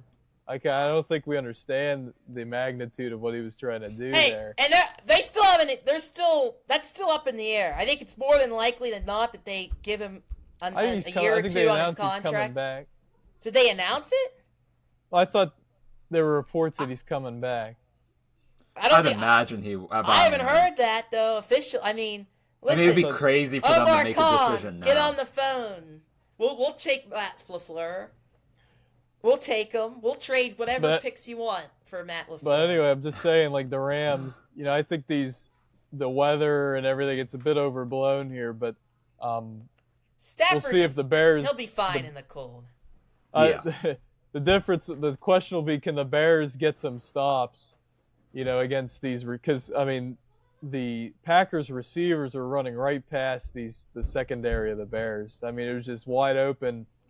Jordan Love didn't see him sometimes. They were showing some easy completions. That was why I thought the Packers would win, honestly, and then I picked the Bears just because of the BS of the Bears. But I was just envisioning. Yeah, it is. Exactly I was envisioning, Golden and these receivers just going right past these secondary players and getting a lot of separation. But anyway, Bears, what a win for Chicago. Danny Parkins was there. We love Danny Parkins, and he was early on. He was like not looking good. He was in the front row and not looking good for his Bears. He had a cheese grater on his head. How about the cheese graters? That's hilarious. Yeah, Caleb Williams was actually had a cheese grater and was shredding some cheese in the post game. But I was fine with that. But Ben Johnson, it's just a little much. You can be fired up, but I don't want you taking shots at LaFleur like that. That's our guy. In the time when That's our guy. He's on the hot seat. I just thought that was disrespectful. And so look for LaFleur to sweep the Bears next year. Maybe, I don't know. Imagine. I don't know. But anyway, other games. There's a lot of storylines with some of these here. Bills over the Jaguars. I kind of feel like a doofus for picking Jacksonville. They were just playing so well, at the end of the season. But a lot of it, now they beat the Broncos on the road, but a lot of it was against the dregs of the NFL this season. But the Bills, they did enough. And that was one of those games where whoever had the ball last, you thought was going to win. Now the Jaguars got the ball last, but it just kind of felt like the Bills had that game, and Trevor Lawrence throws the pick. I kind of disagree. I really thought the the way the Jaguars looked at times in this game was like, this is the formula. Keep doing this. And I'm talking about running the football. You're facing the worst running defense in the NFL. Especially. Yeah. But they didn't run it enough, Nate. That was the issue. They did not run. If they would have committed to the run, I think Trevor Lawrence was tight. They had him throwing it all the time for no reason. He threw 2 picks, and he could have had more. He had some questionable throws. He made some really nice throws at the end. I mean, he had 2 drives at the end of the game to take the lead. You got to give him credit for that. But for the majority of the game, he just had some goofy throws. Just seemed a little off. I mean, that first interception especially was bad. The second one was tipped. The last one was tipped, but obviously that was the most important. But I just feel like because they had been putting things on his shoulders the last several weeks, and they were like, we're just going to continue with that. But in a big spot against a quarterback like Josh Allen, take advantage of their weakness, run the ball. And when they did, they had some very explosive runs in the second half. But in the first half, they did not take advantage of that. And a key thing in these playoffs, specifically with that game. And I'm forgetting what the other game was. We'll get to it. I don't know what game I'm thinking of. But with Eagles, that Niners. game, maybe it was that one. But I was like, this is where you need to take the points. Take the points. In that first half, when you're facing Josh Allen, you can't leave points on the table because it's going to come down with how bad the Bills' defense is and with how good Josh Allen is. It's going to come down to the end of the game. So don't worry about, we don't want to settle through 3. We want 7 here. Because no matter how much you get ahead, Josh Allen's probably going to come back, right? So just take the 3 points. And they go for that 4th and 2. And Trevor Lawrence, instead of, he did that read option. His feet kind of tripped up. I don't even know what happened on that play. He should have easily got that first down, but his shin came down too early, and they get no points out of it. And that would have been a chip shot field goal, and they end up losing by 3. Right? So those are the little things, the little decisions. I think Liam Cohen in his first playoff game, this will be a learning experience for him. But great season for Jacksonville.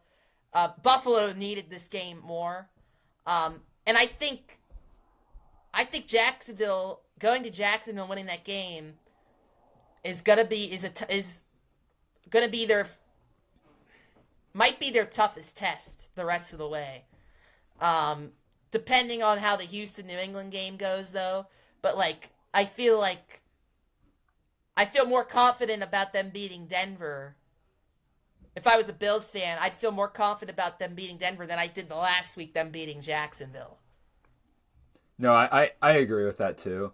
And this is a cool playoff game because one team needed this really bad, and that was obviously the Bills. I mean, if the Bills are first round exits, that's a head coach that gets fired. That's another season wasted from having a generation because we loosely can throw generational, but the best quarterback in the NFL. Yes. He is, but there's no quarterback that's like him. So you sort of waste that. Like you losing that is much worse than the Jaguars. The Jaguars losing, it's like, okay, we won 9 or 10 games more than we did last year under a first year head coach. He's gonna have some mistakes. Like, this isn't like a Steelers losing in the first round scenario. The Jaguars are going to be fine. I'd be very excited if I'm a Jaguars fan. That team is going to look really good. But as for the Bills, I mean, they needed this one and they got it. I mean, they're a team that they just need to get over the hump, and it's just constantly starting with the 4 Super Bowls in a row they've lost. Now it's been the AFC Championships they've lost almost every single year since Josh Allen has become one of the elite quarterbacks in the NFL. So the Bills definitely needed this one. I think that they could go into Denver and take care of business based off the fact that these teams with the first round buys starts to be a little bit shaky for them, and I think the Bills they're going to come trying to headhunt here. Figuratively, they're not going to try to, be jerks and play dirty football, but they're going to come out with a fire. Knicks. Yeah, but no, they're going to come out with a fire. The Broncos, it's still a successful season, whether they win or lose. Obviously, you want to win, but the Bills need this one. They need this one really bad. And Josh Denver, Allen, I think he's going to be very prepared. But here's the thing with Broncos, Denver. so. Everyone's been saying they're frauds all year. And if they lose I don't think they're frauds. They're frauds. I don't think they're frauds. Seed. I don't think they're frauds. It's a weird here in the AFC, though. It is a weird. Yeah, I don't think the Broncos are frauds at all. Against most teams, they probably I would think they would win. But the Bills, they just have too much to play for. Sean McDermott is fighting for his job every single week now, and that's just what it's going to come down to. And I don't think this Denver defense is as good as it was last year. Mm-hmm. I think the offense has improved. The defense, I don't think it's top. It's not Seattle or Houston good.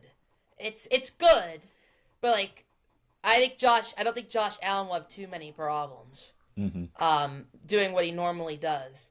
I'll be rooting for Denver. I will, but I just feel like they got past that really tough test, and now it's just if they play Houston in the AFC Championship, where I'm leaning there, but. If they were to play New England at New England, I think they'd win. But nothing's guaranteed. The Broncos, there's a path to victory for them. I think they have the better coach. They definitely have the better defense. So I mean, that's kind of how I felt with Jacksonville. But I mean, I trust Bo Nix less than I do Trevor Lawrence, and Trevor Lawrence looked as shaky as he did. So yeah, it just feels like it was like the winner of that Buffalo Jacksonville game is going to go pretty far. It felt like to me, and um, that's kind of what I'm leaning toward. Yeah, I think this is a big game for Denver because I think depending on how they lose, I think those calls for fraud Bo again, Nix like has to play well, Yeah. and some yeah, against a Bills defense, it's nothing to write home about. I just think they're not they're 14-3, but I would take any 14-3 team in the past over them probably. Like like the Bills are coming in and they're either favored or now they're slight underdogs, kind of like what we saw with the Jacksonville line. But I think like the Bills, a lot of people are thinking the Bills are the better team, right? So I just think, are they fraudulent? They're a bad team. Like no, you know. But yeah. I think going into the playoffs, a lot of teams, like if you had to power rank the AFC even, you have to have Jacksonville over them. I mean, they just destroyed them in Denver. I would have Buffalo over them. I would have New England over them, right? And I probably would have Houston over them, right, with Oh that yeah. defense. So that's why I'm saying, like, I think they are frauds and that they're not a 1 seed. Like they're one of the worst 1 seeds. That's not a bad thing necessarily, but like Bo I mean, Nix, they won a lot of games similarly to how the last year's Chiefs won, and that team went to the Super Bowl. So it's not out of the realm of possibility. And we have to remember Mile High. That's one of the tougher places to play as far as not for the Jacksonville. volume and the gosh. The altitude. Yeah, I was gonna Yes, say the thank altitude you. might be the Thank word. you. Yes. Yes. All right, that'll be a fun one for sure. I think there is a lot riding on that game. Obviously, more for Buffalo, but I So are we still think making for our Denver, picks right now? I kind Or of what are we did doing? we're mine. going a little. We might as well because we're going a little long here. But so Let's just go Rams Bears. We did that one. Who do we have in that matchup? Rams. Pirate Payton. You got Rams, Jake Bell. Yeah. You're still leading in picks, Pirate Payton, and the three of us, I assume. Yes, so I did horribly last week. Horribly. In fact, some random person, thank you for watching, just commented, like, I got 90% of the games wrong. Thank you for informing me what I already knew. But anyway, yeah, we made the games worth 2 points this week. So in the full season standings, Jake Bell gained a lot of ground on me. Actually, he's only a point. Yeah, I had a behind great me week. I had a because fantastic week. he went 5-1, and But I had my was locker 4. on though, right? I had my locker on because I. All three of us had the freaking Eagles Yeah. as our lock, and that was a nightmare. We should have just locked Houston. We all had Houston. Cashman was smart enough; he locked Houston. But you want my pick for Rams Bears? Yeah. Because we talked about I those picked two the games. Packers last week. Pretty much, if I didn't know what had been happening in recent weeks, I'm always going to pick the Rams. However, I don't like how this Rams team has been playing lately. I don't. They've just been Stafford. They're too Stafford dependent. The defense, especially, has not been that good. I think this game is gonna get weird. It's gonna come down to the end. In the Chicago climate, it's gonna be in the teens. I like the Bears to be this year's Washington Commanders and make it to the NFC Championship. Now, I don't really care who wins. Like, I don't really have a rooting interest. I'll be okay either way. I do have the Rams going to the NFC Championship in my bracket, but I don't know. This Bears, I'm accepting the magic. I think it'll run out in the NFC Championship against Seattle. I mean, I feel very confident that Seattle we'll get into that, but yeah, I just don't like, if the Rams had been playing like they've been playing the first 12 weeks of the year, I'd be easily say Rams, but I don't know. I mean, that Carolina game got weird, and it didn't need to get weird. It just, I don't know. Now, the Bears are missing their left tackle now, which is concerning, but I don't know. Have they really been getting a pass rush? Like, I don't know. I don't know. That's my least confident pick, though, by far. Like, but yeah. Yeah. I've been on the Bears. I was on them last week because I thought the Magic. Like, I just think McVay now, he's not happy, you know, and I think McVay, you know. The Matt LaFleur revenge game. You know, I think Ben Johnson just did a little too much talking. I think the Bears are satisfied with that win, and it's been an incredible season. Much more than any Bears fan, I think even the most optimistic would say they thought would happen. I'm gonna take McVay. I'm gonna take McVay in this game. But I also have the Rams winning the Super Bowl. So my bracket's a joke. It's always a joke. So I don't really care about that. But I just think like the Rams, like the Bears are happy, you know, and everything. I don't know. I think the Rams gotta win that game. But I have no rooting interest either. I love the Bears this year. So let's talk about the Eagles real quick because I want to get to Seahawks Niners after that because that's this other Saturday game. But wow, I mean obviously Patullo fired. AJ Brown, I mean I just want to mention him for a second because that was a disgrace by AJ Brown. It's always ironic when you're talking a bunch of crap. Give me the ball. You're throwing a tantrum on the sideline. You get two opportunities to make plays on fairly easy catches for a wide receiver of your supposed caliber, and you drop them. And so much so that, I mean, if I was Hurts, I wouldn't go towards him, and that's in the end either because he's dropping the ball and he's being a clown on the sideline. And Sirianni was being all goofy as well. But what a joke the Eagles were this year. Obviously, like I mentioned, Patullo fired, and that should have happened. He's no good. But the Eagles were just really poorly coached everywhere except the defense, just in all facets except the defense this season. And credit, I mean, what a job by Kyle Shanahan. And people are saying, oh, this is this greatest coaching job and everything. And I think it is. Just because this team has been just so hammered by injuries. And to win that game and to take the lead and win with Kittle out, that devastating Achilles, just incredible. And the trick play by, wasn't that by Clay Kubiak? Wasn't that by, I think that was by him. I think somebody said he called that. Well, I think Shanahan calls the plays, right? Or does Clay Kubiak? I don't know. I saw something that Kubiak called that. I'm not sure. My guess is that Shanahan, he runs like he wants the offense to run a certain way, but Kubiak probably calls the play, and then Shanahan probably approves of it during the game. That's my guess. Oh yeah. I don't know. But yeah, I mean, Nate, coaching mismatch. I already criticized Sirianni earlier in the show. I'm not gonna. He just makes me angry because now the Eagles are going to babysit him and say, oh, we're going to get you the perfect coordinator again, and so you won't have to do anything. And they probably will, and they'll probably make a deep playoff run next year, maybe.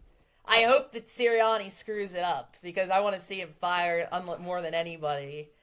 I can't stand the guy. But, I mean, him yelling at A.J. Brown was so inappropriate. Like, I don't care what it, like, you don't do that. That's a distraction for the team in the middle of the game. And I know A.J. Brown is an issue, but that's just bad leadership as a coach.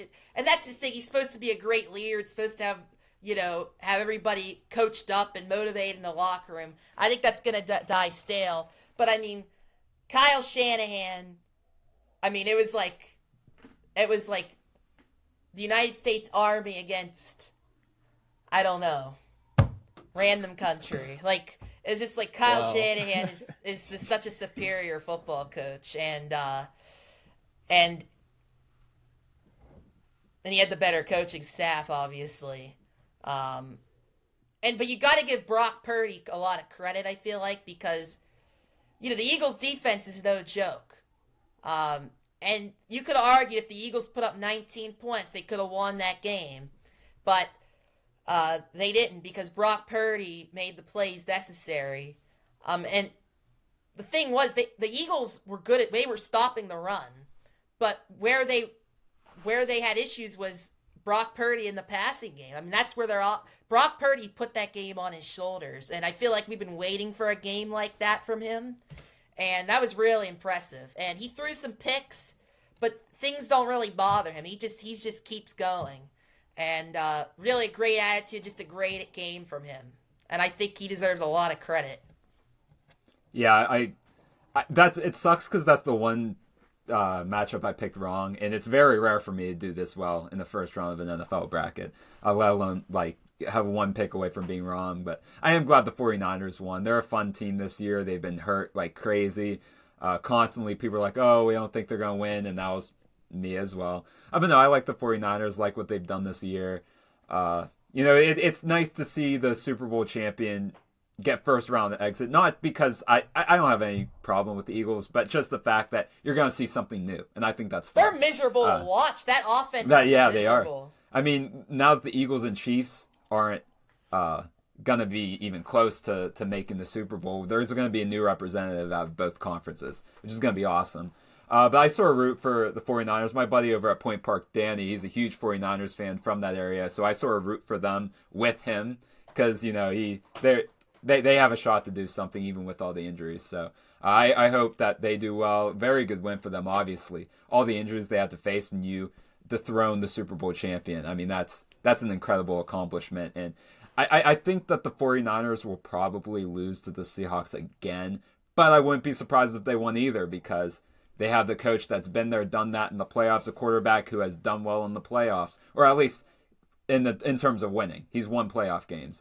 You have the best, I guess, fantasy running back in the NFL, but he's a running back that can do everything with Christian McCaffrey.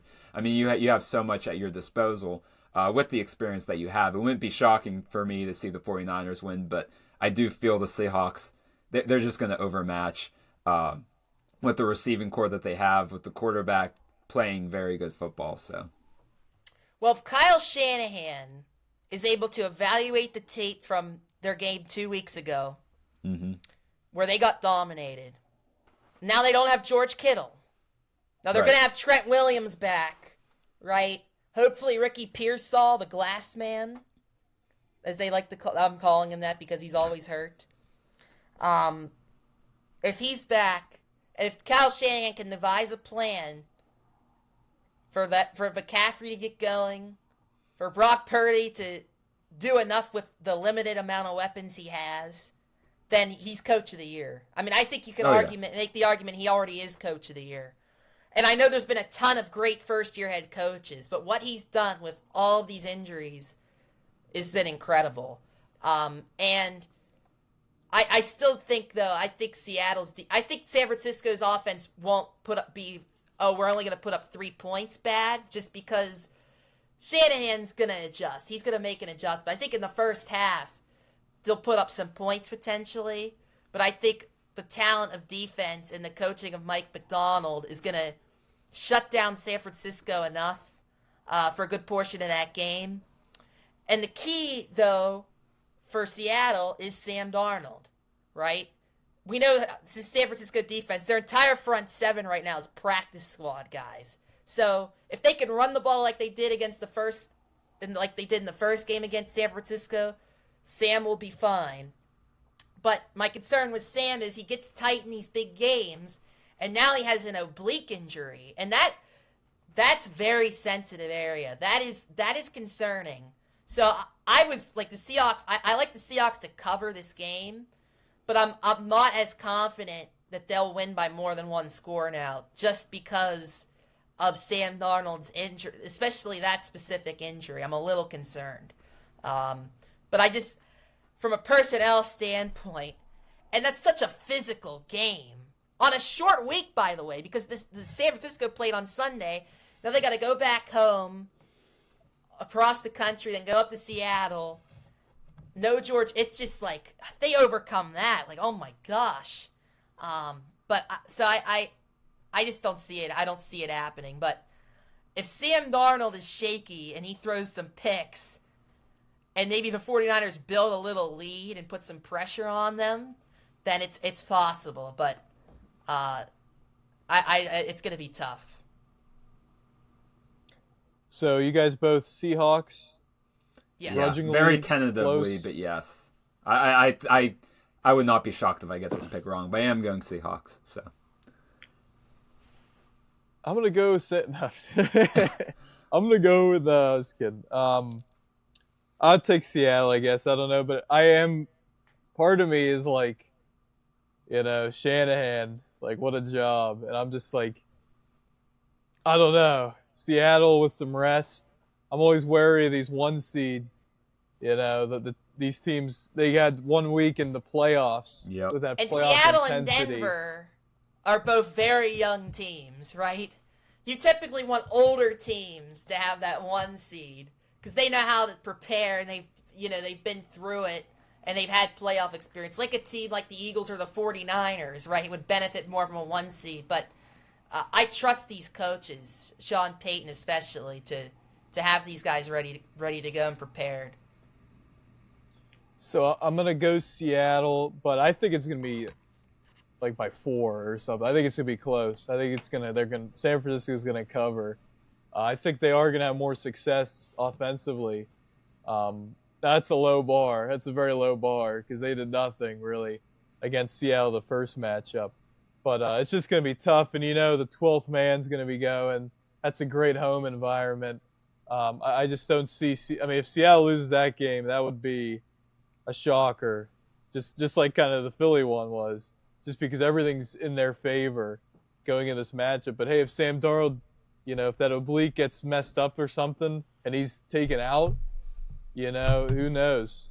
Who's their backup? Who's their backup right now? Seattle? Sam Howell? oh yeah, Or is it Drew Lock? Is Drew Lock? Where's I was Drew gonna say Lock? Drew Lock. I thought Drew Lock was like back with the Broncos or something. I don't know.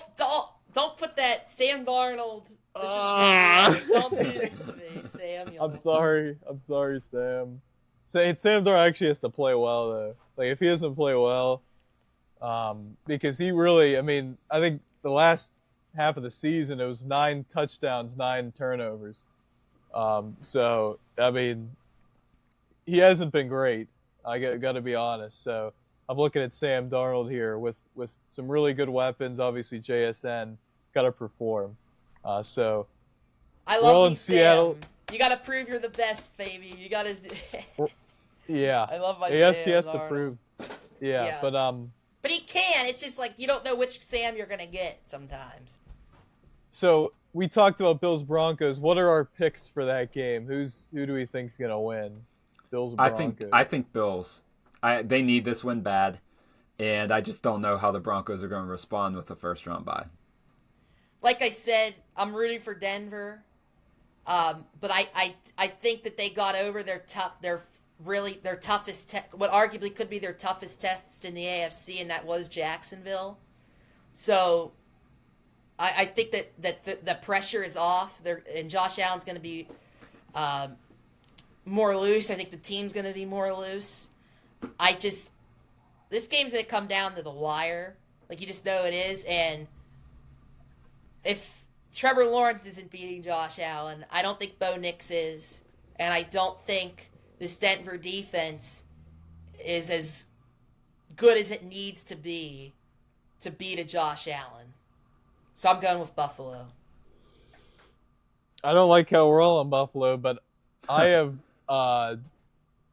declared the I'll Bills. happily be wrong if the Bills. Oh yeah. Well, I am now a big Bills guy in this playoffs. I was just enamored by Josh Allen against gosh. Jacksonville, and so I'm now a Sean McDermott lover. I love Sean McDermott.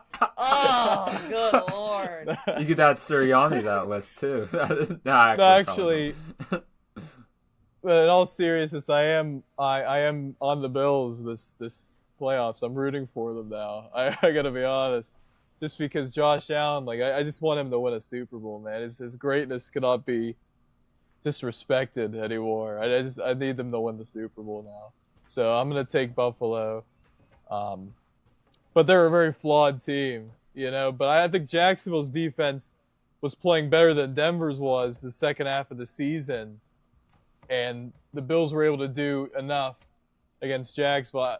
I just don't think that the Broncos are better than Jacksonville, and I on the road, I don't care, Mile High, so what?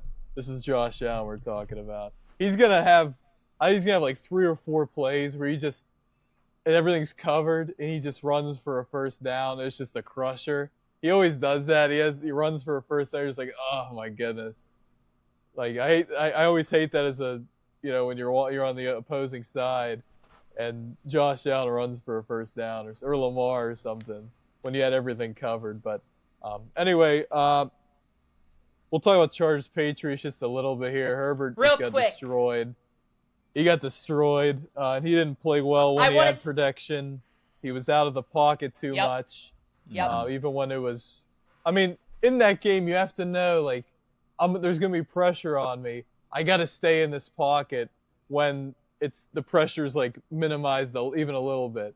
I just think he got worried. He got out of the pocket, and he had to make – and now, to be fair, Keenan Allen dropped some passes. Quinn Johnson didn't get open. Like, these guys weren't getting open. Where was Ladd? Where was Ladd? The receiving core is there. Yeah, go ahead. No, that's all. I'm just laying it out there. And Drake May, I mean, second half did pretty well. The Patriots honestly should have won by more. The Chargers, I mean, Herbert at the end there was getting destroyed. Oh my goodness, I was like, is he going to be? Because he already had the hand, and he was just getting lit up. But is New England a threat? Are they a threat here? Yeah. I think they're a threat, yeah. So, what was I saying? Oh, so, yeah, I want to quickly say something about Justin Herbert. Look, 0-3 in the playoffs. I can't just say, oh, he's a choker, I still think he's a very good quarterback. And yes, he's been taking hits all year, and he's been injured. He's gone through a lot of adversity. I think that all kind of got to him in the end. But he has to take some of the blame here because I believe I don't know what the exact average time to throw was, but it was the highest of his career in the playoffs. So he had time. The offensive line, although it looked really goofy at times because it's bad, like overall it did a good enough against a Chargers, New England D-line that's just okay. And Herbert was just not himself. So I'm not like putting the red alarm on Justin Herbert, but I'm also not giving him a free pass here. And I feel like some people are. And I feel like, at some point, I think next year has to be the year that they win a playoff game. And it's sad with that situation because it's something that the Chargers have seen throughout so many years, even with Phillip Rivers, where the playoffs, they just haven't played up to how they've played at the regular season. And with Herbert, you know how talented he is. He's probably, like, in terms of physical talent, probably up there with the best in Chargers history. He's up there with the Allen and the Mahomes. Right. Yeah. I'm not saying he's better, or he was a greater quarterback than Phillip Rivers, but I'd say he's more in terms of physical talent. But at the end of the day, you have to win whenever it matters most. All that talent doesn't matter. But as for the Patriots, I like how they played. I like how Drake May played at the second half of the game. But at the end of the day, I think it was easier for Drake May to settle in because of how bad the Chargers' offense was. If the Chargers were to score 17 in the first half, something like that, I don't think the Patriots come back and win. So I just, to me, like, I have a good feeling about they're playing the Texans, right? Next week. Yeah. I think that next week the Texans shouldn't have a problem with the Patriots. I love Drake May. Like you guys have known on the podcast, like I've mentioned, I thought he was the best quarterback coming out of that draft. And he's been playing very, very well. I like him a lot, but I don't know how he's going to come in.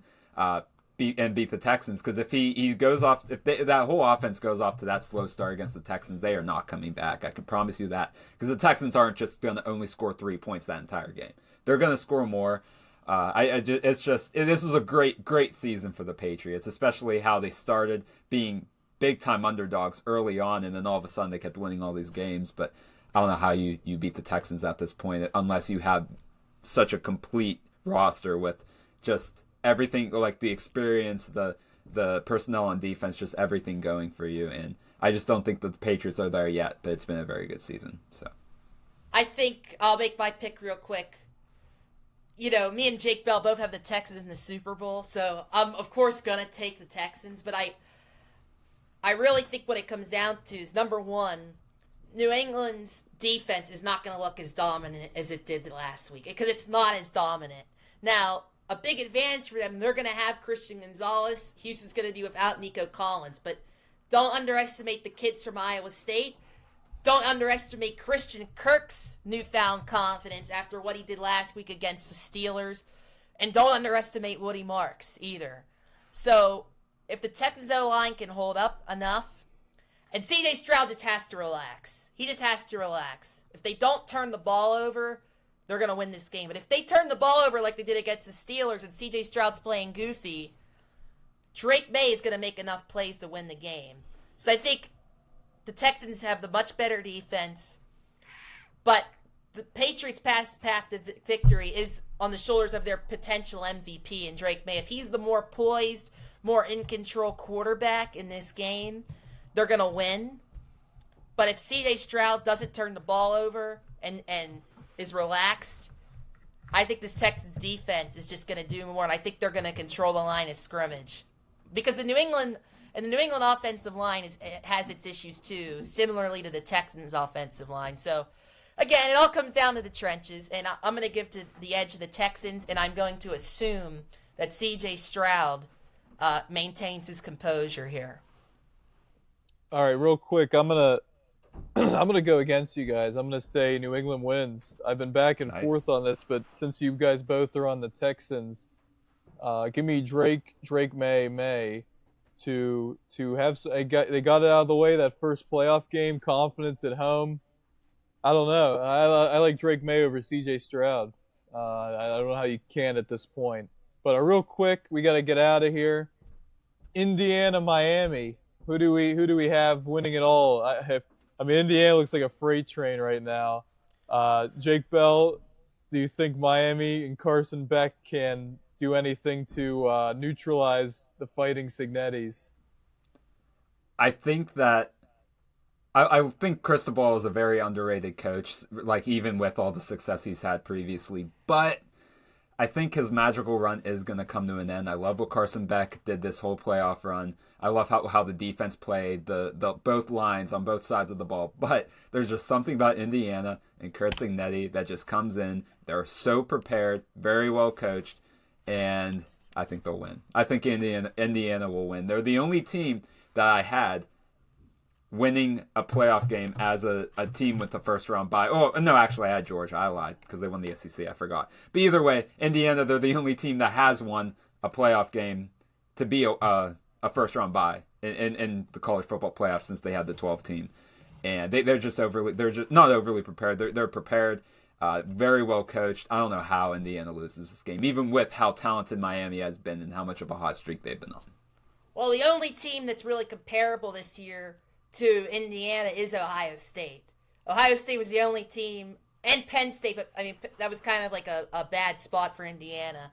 But Ohio State could have won that game. Penn State could have won that game against Indiana because both those teams matched them physically. Now, how did Miami beat Ohio State? They played clean football, and they dominated Ohio State physically. Do I think they can dominate Indiana physically? No.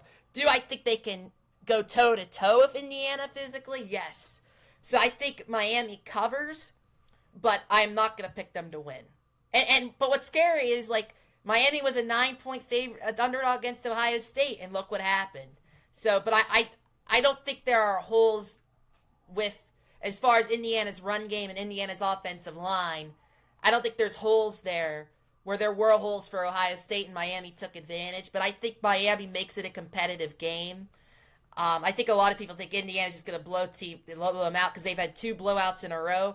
To have 3 blowouts in a row, I mean, if they blow out Miami, you have to put them up there as one of the best college football teams we've seen in the 21st century at least. So, rooting for Indiana. Can't have Carson. We don't need this. Oh, they're in Miami. They're in their home stadium. They need to win. No one wants that feel-good story. America is not behind Carson Beck. Hoosiers? Kurt Signetti, Ultimate Yinzer. Wow. Okay. I'm going to take Indiana. I had them in the national championship. I had them losing, though. Foolish me. I just looked back to see what I had. I was just curious. But I think Miami will be the most difficult challenge for Indiana at the line of scrimmage. But I'm going to go with Signetti. They're just so buttoned up. It's just crazy. Miami, one heck of a season. More than validated their playoff spot, but I'm going to go Indiana. And we got to wrap it up there. I wanted to talk about Tucker and Bregman and Bichette and everybody, but we'll save that for next week. We're still in the hot stove. We went way long enough. Thank you, everyone, for tuning in to episode 60. Make sure you like this video, subscribe to our channel if you like our content. Follow us on social media, on TikTok, on Instagram, on X, wherever you're on social media. Thank you, and we'll see you next time. Hoosiers?